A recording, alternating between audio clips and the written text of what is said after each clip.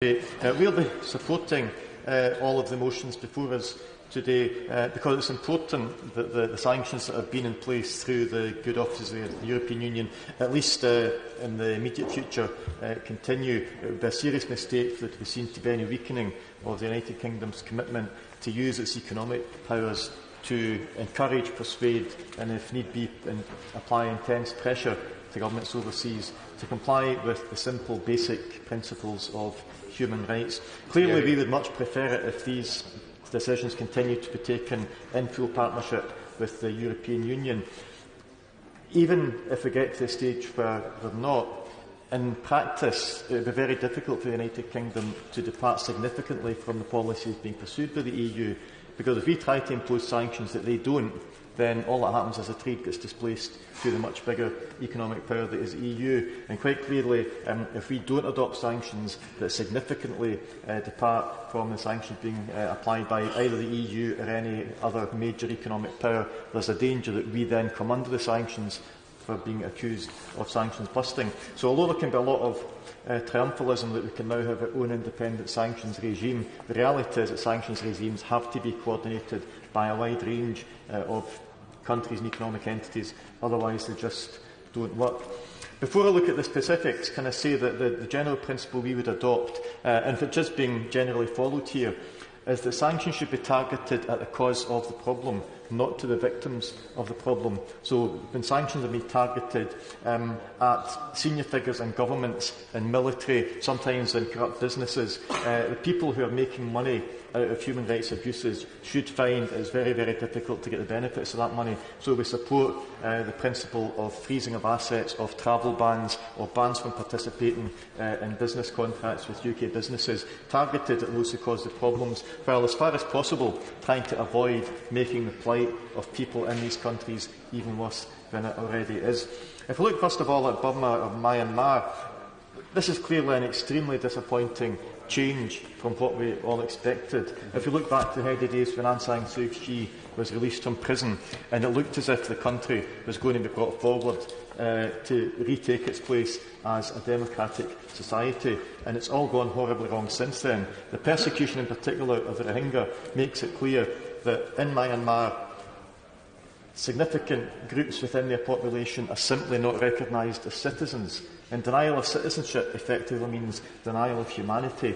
I know I'm not the only one who is seriously disappointed at the President's complete failure to take any action, or apparent inability or unwillingness to clamp down on what has properly been described as a genocide committed by her armed forces against her own people. In Venezuela, we're also seeing a serious and a worrying deterioration in the standards of democracy and in the willingness of their rulers, either recognised or not, to uphold the rule of law and the principles of human rights. We support the fact that the sanctions will target arms sales as well as personal sanctions on those who are known to be individually responsible for the most serious violations of human rights. We can't support the kind of heavy-handed US-style sanctions that are being imposed, which appear that are designed to punish people simply for being Venezuelans. And I find it hard to avoid the suspicion that this is Trump's revenge on the people of Venezuela for exercising their democratic right to choose a government who happen to be openly critical of the United States of America. It's important that we recognise the rights of people in other countries to choose their own governments, even if they disagree with them. And it has to be said that it has not been among the finest moments of this Parliament when members have openly cheered with delight the news that people in Venezuela were facing starvation, simply because that starvation was being caused by failed policies that could then be thrown back at the Leader of the Opposition. To be making cheap political points out of human misery, I think, was... Yes, I'll give you... Anyone in this House cheering with delight when people in Venezuela starve? Give me one example. That's an outrageous comment to make. I'm quite happy to get back to the honourable member. I don't remember us saying there has never been a time when a front bencher on the Conservative bench has made fun of the Leader of the Opposition for the failure of the Chavez economic project and has not been met by cheers from the Conservative benches. All he needs to do is to go back and check the record. I'm quite happy to do that for him if he can't be bothered doing it for himself. Point of order, Mark Pitcher. Deputy Speaker, an accusation is being made, a very serious accusation by the honourable gentleman about the government front bench and indeed honourable members behind, that we have gloated in the suffering of the people of Venezuela. If the honourable gentleman is going to make such a statement, an outrageous statement, he should at least back it up with evidence or withdraw. Exactly. I think you've certainly made the point that you wish to. Peter Brown. Thank you, Mr Deputy Speaker. I wonder if I might courteously but firmly refer him to the speech I made at Chatham House, outlining what I believed over the last 30 years were the real reasons for the collapse of the Venezuelan economy. It was an attempt to be as impartial and intellectual as one can be in saying this, and to say that we don't have concern for the people of Venezuela is, I think, something he should withdraw, as the whole motivation for our entire policy, which I'm pleased to say is very much a cross-party policy, is one that he should join rather than criticise. Mr Deputy Speaker, I stand absolutely by the statement. There have been occasions in this House when members on the government benches have used the failure of the economic policies of the Chavez government as a direct jibe against the Leader of the Opposition, and those comments have been welcomed on the Conservative benches. I'm now going to move on, Mr Deputy Speaker. Point of order, Hugh Gosling. The gentleman may well wish to move on, but he's actually just changed what he originally said. Can you inform the House how we can stop these wild accusations being made by the Scottish Nationalist Party and actually get the honourable member to either substantiate the wild claims he's made or to apologise to the House? First of all, you've put the view forward and you've actually corrected the statement. The fact is, it's up to the honourable gentleman whether he wishes to withdraw. He chose not to, and he wishes to carry on. Peter Grant. Thank you, Mr Deputy Speaker. If we move on now to the plight of Guinea-Bissau, which has already been described as one of the poorest countries in the world, it's not actually a poor country. If you look at the value of drugs that are trafficked through that country in any year, the GDP per person is massive. It's unfortunately partly the fact that the money is coming through a trade that causes havoc and distress everywhere else.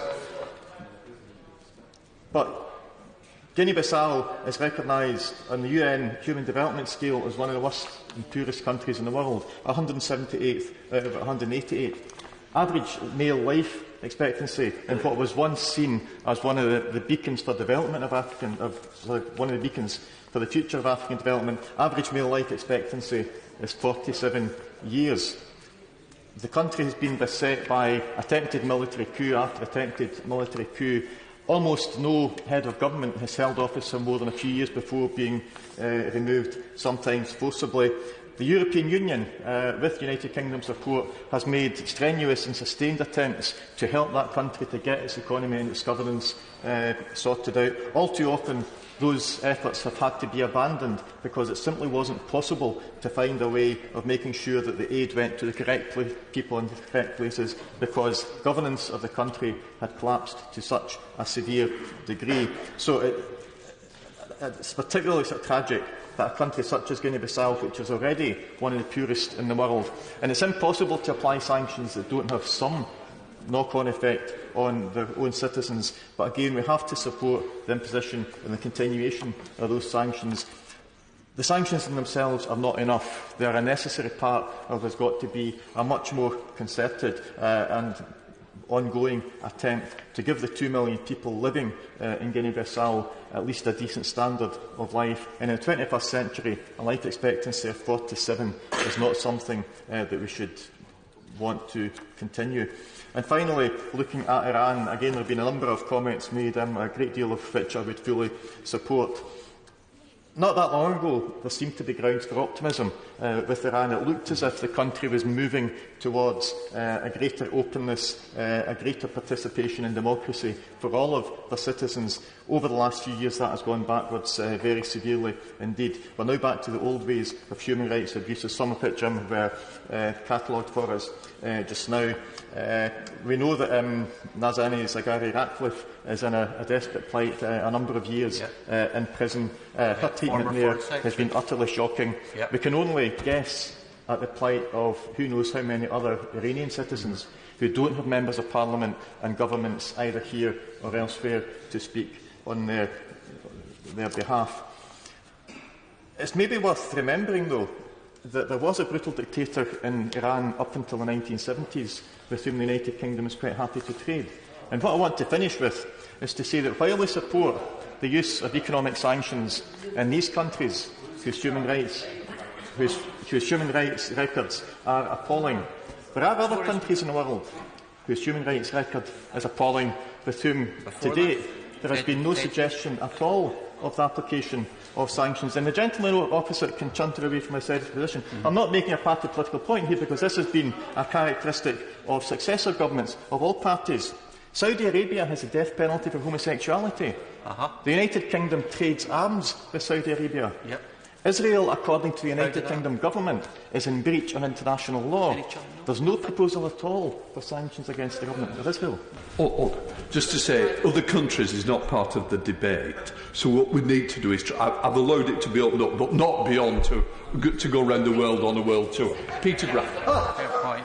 Thank you, Mr Deputy Speaker. I will simply conclude then by saying, Mr Deputy Speaker, that we support the continuation and imposition of economic sanctions against those who would oppress the citizens and deny basic human rights to the citizens of Myanmar, of Venezuela, of Guinea-Bissau and Iran. And we would also like to see the government applying similar sanctions and similar restrictions on those who oppress the citizens in other countries with whom, at the moment, the United Kingdom seems quite happy to trade arms by the billion. Thank you, Mr Speaker. I rise in support of the government's measure with regards to the sanctions on Venezuela. As the chairman of the Latin America group of the APPG and also the Prime Minister's trade envoy for a number of countries, including Colombia, let me tell you, I have experienced first-hand the brutality and the human rights abuses that the Maduro